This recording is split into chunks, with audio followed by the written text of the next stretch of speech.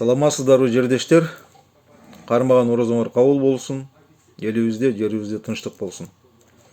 Мага акыркы күндөр өтө көп кайрылуулар болуп жатат миграция темасы боюнча. Себеби өзүңүздөр билгендей, Россия мамлекетинин ички иштер министринин орун басары Александр Горовой кайрылганда СНГ мамлекеттерине 15-июнга чейин нелегалдуу жүргөн мигранттар документтерин калыпка келтирсин деп талап кылган.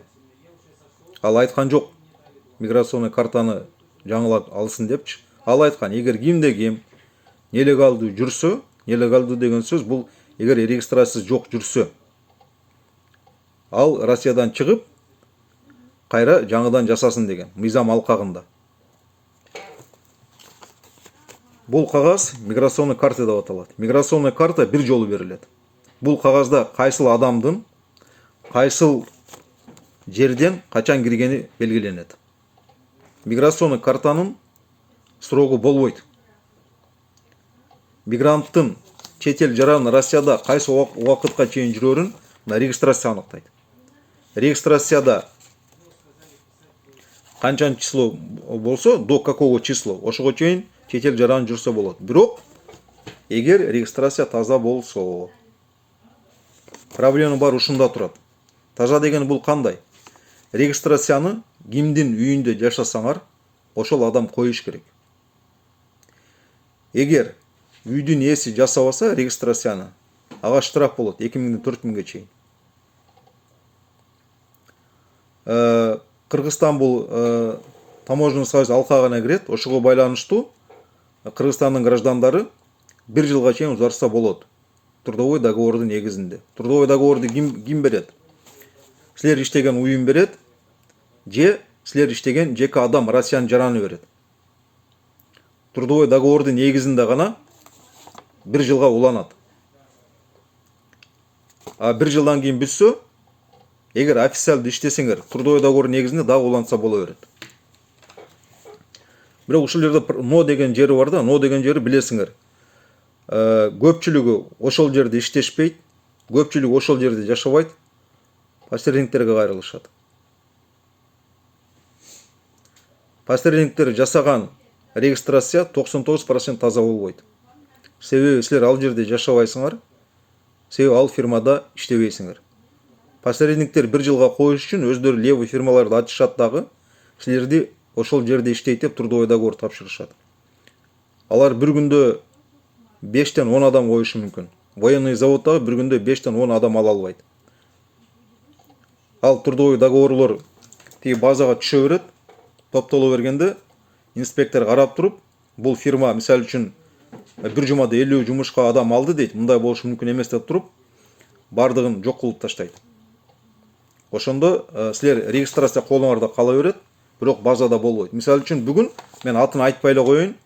Бүгүн дагы бир кыз келип кетти.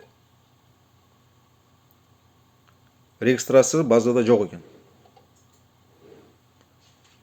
Анан мен айттым, өзүң кирип сурап чык депчи. Кирип сурап чык десем, кирди эле, айтты, базада жок экен деди. Эмне үчүн? Себеби алар жасалма трудовой договор негизинде койгон. Ошон үчүн базада жок. Мисалы үчүн менин колумда дагы иностранцтар иштейт. Эң кеминде бир айга 6000 налог төлөнөт. Элестетсеңер, ошондо эгер 10 ай иштесе, налогтун өзү эле 60 000 болуп атат, 6000ден. А силер 1 жылга 6000ге жасатып атасыңар.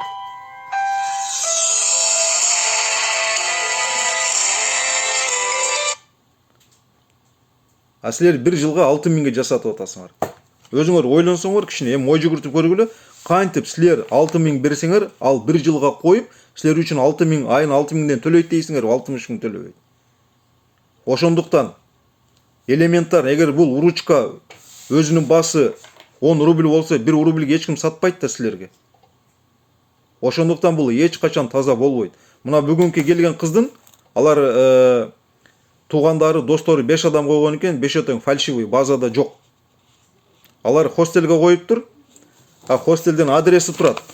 Мен айттым, жок дегенде ошол хостелге барып көрүп койбойсуңарбы деп. Ага да барып койбойт да. Эми эмне деп айтышты билбейсиң.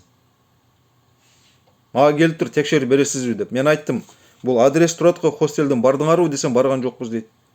Ана мен айттым, ал ошол жерде жашайт деп жазылып турат, барып көрүп койбойсуңар өзүңөр деп. Ана миграционныйга кирди, өзүнө түшүндүрүп бердим, кирди эле, базада жок экен. Эмне үчүн мен кирген жокмун? Себеби билесиңер, өткөндө бир 10 чакты адам келген. Мен өткөндө тайпада жөнөткөм, мен ошондо текшерип бериңиз деп. Мен кирип текшергенде мага инспектор айтты. Буларды сиз жасап бердиңизби дейт. Анан жок десем, анда эмне үчүн дейт. Өздөрү бирөөлөргө акча берип жасатып, анан сизди жөнөттү текшерип бер деп. Экинчи келбеңиз, өздөрү келип текшерсин деди. Текшерсин деди. Биздин кыргыздар ошондой экенбиз да, акчабыз болсо бирөөгө алып барып беребиз.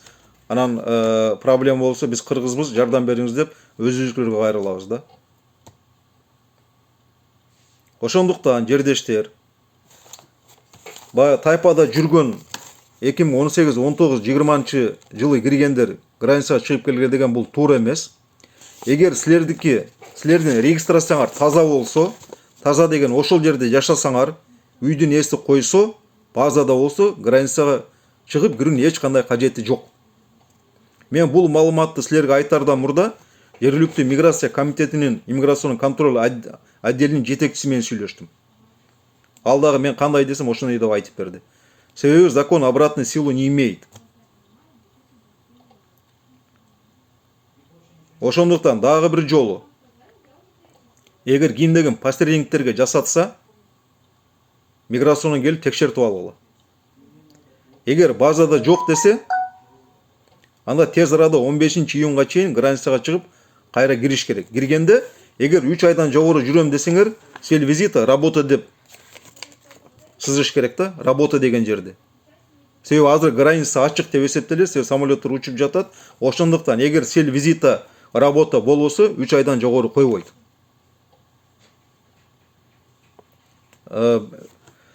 Анан көпчүлүк айтышы мүмкүн, үйдүн ээлери койбойт атат, квартиранын ээлери, жумуш бергендер трудовой договор бербей атат, эмне кылабыз деп. Мына өзүңүздөр билесиздер. Биздин уюмга, мен жетектеген уюмга бир күндө 40-50 адам келет. Америкадан баштап Вьетнамга чейин. Ошонун ичинде эң азы кыргыздар, Кыргызстан жарандар. Эмне үчүн? Себеби биринчиден кыргыздар аз Казан шаарында, башкаларга караганда. Экинчиден бир жылда бир келишет.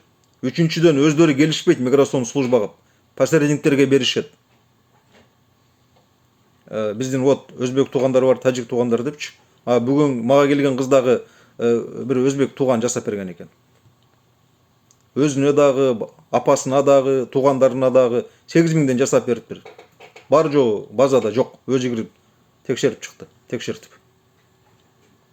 Ошондуктан азыркы мурдакы заман эмес. Ана мага келгендерден сурайм да, үйдүн ээсиби десем, үйдүн ээси дейт. Эмне үчүн алар үйдүн ээси менен келет, биздикилер келбейт, көпчүлүгү? Себеби алар квартира снимать эткен, алардын биринчи вопросу: эгер мен жашасам, мага регистрация жасап бересиңби деп суроо берет. Эгер жасап бербейм десе, артка буйрулуп туруп, башка хозяин издешет, башка квартира. Азыркы убакта граница жабык. Чет эл жарандары көбү келе элек, бош квартиралар көп. Ошондуктан чек араны ачканга чейин таза квартирага регистрация кылып берем деген квартирага көчүп жашаганга аракет кылгыла. Мен силерге кеңешим.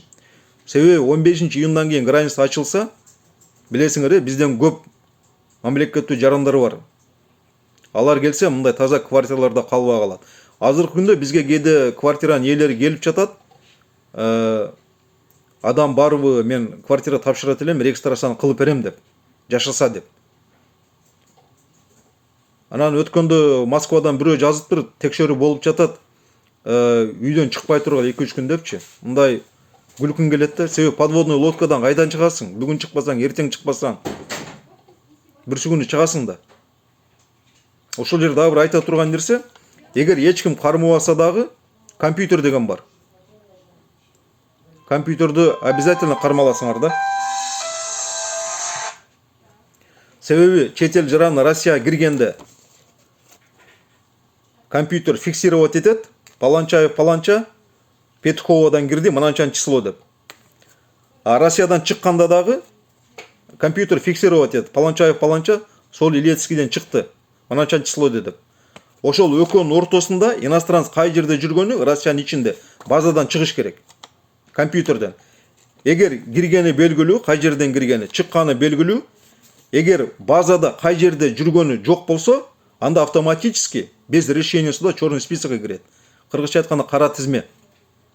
Компьютер эч качан кечирбейт.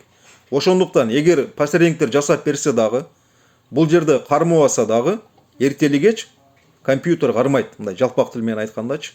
Ошондуктан өткөндө Александр Горовой айтты го, биз 15-ине чейин жеңилдик беребиз, кирип чыгып тазалап алгыла деп. Ошондуктан ушул убакыттан пайдаланып кирип чыгып тазалап алгыла. Эгер таза болбосо, самолет менен Кыргызстанга учуп барып келип.